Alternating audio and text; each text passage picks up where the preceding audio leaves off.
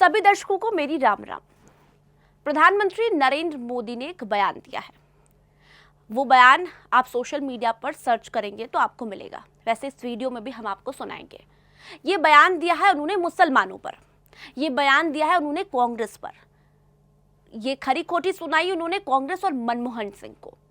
प्रधानमंत्री नरेंद्र मोदी कल राजस्थान गए। राजस्थान के बांसवाड़ा में लोगों से बातचीत की उन्होंने, और बातचीत में कांग्रेस को, मनमोहन सिंह को खूब खरी खोटी सुनाई।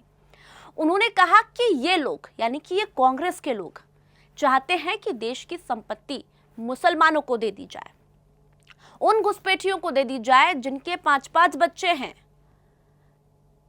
ये बात प्रधानमंत्री नरेंद्र मोदी ने मंच से कही है।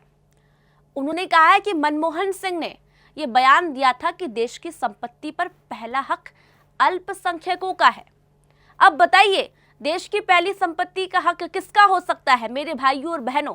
ये बयान मोदी जी ने दिया। उन्होंने माता और बहनों से बातचीत की। उन्होंने कहा कि मेरी माताओं और बहनों, आप लोगों का मंगलसूत्र छीन लेंगे ये लोग। और आज उसी पर बवाल हो रहा है सोशल मीडिया पर। कांग्रेस के लोग मोदी जी को खूब खरी खोटी सुना रहे हैं। आपको बता दें, राहुल गांधी ने एक ट्वीट किया। उन्होंने लिखा कि प्रधानमंत्री नरेंद्र मोदी ने झूठ की सारी सीमाएं उल्लंघ दी। इतने निचले स्तर तक झूठ बोल रहे हैं पीएम मोदी, जबकि हमारे घोषणा पत्र में ऐसा कुछ भी नहीं है। उसके बाद पवन खेड़ा, जो कि कांग्रेस के बड़े नेता है, पूरा मीडिया विभाग देखते हैं कांग्रेस का, वो कह रहे हैं कि यदि हमारे मैनिफेस्टो में हिंदू मुस्लिम की बात, बंटवारे की बात निकल जाए, ये चुनौती दी है तो दिखा दे। ये बात कही है पवन खेड़ा ने। पीएम मोदी के लिए शब्द यूज किए हैं कि दिखा दे अगर मैनिफेस्टो में बंटवारे की बात कही गई हो तो। वहीं जयराम ठाकुर जो है वो भी कांग्रेस के नेता है। उनका कहना है कि मैनिफेस्टो में ऐसी कोई बात नहीं है। प्रधानमंत्री नरेंद्र मोदी ने झूठ की सारी हदें पार कर दी है, क्योंकि उन्हें डर लग रहा है कि पहले फेज में जो वोटिंग हुई है वो उनके खिलाफ हुई है।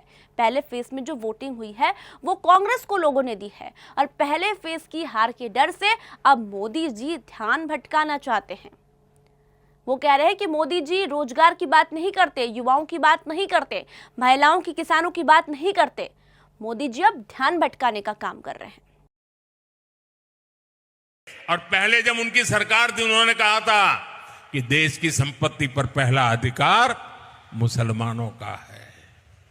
इसका मतलब ये संपत्ति इकट्ठी करके किसको बांटेंगे?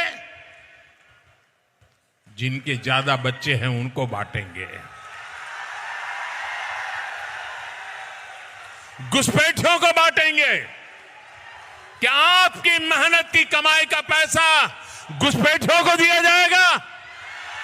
आपको मंजूर है? ये कांग्रेस का मैनिफेस्टो कह रहा है कि वो माताओं बहनों का सोने का हिसाब करेंगे, उसकी जड़ती करेंगे, जानकारी लेंगे, और फिर उस संपत्ति को बांट देंगे। और उनको बांटेंगे जिनको मनमोहन सिंह जी की सरकार ने कहा था कि संपत्ति पर पहला अधिकार मुसलमानों का है। भाइयों बहनों, ये अर्बन नक्सल की सोच, मेरी माताओं बहनों, ये आपका मंगलसूत्र भी बचने नहीं देंगे।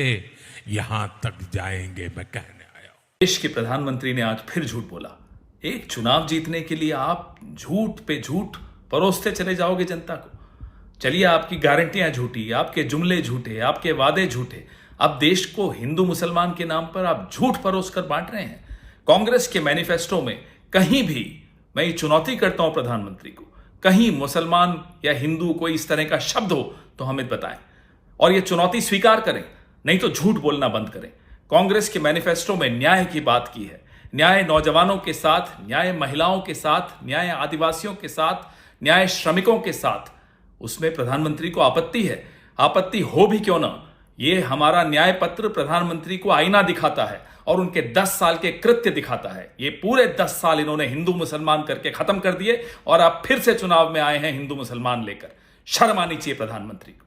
झूठ बोलने में भी शर्म आनी चाहिए, और इस तरह से देश को बांटने में भी शर्म आनी चाहिए।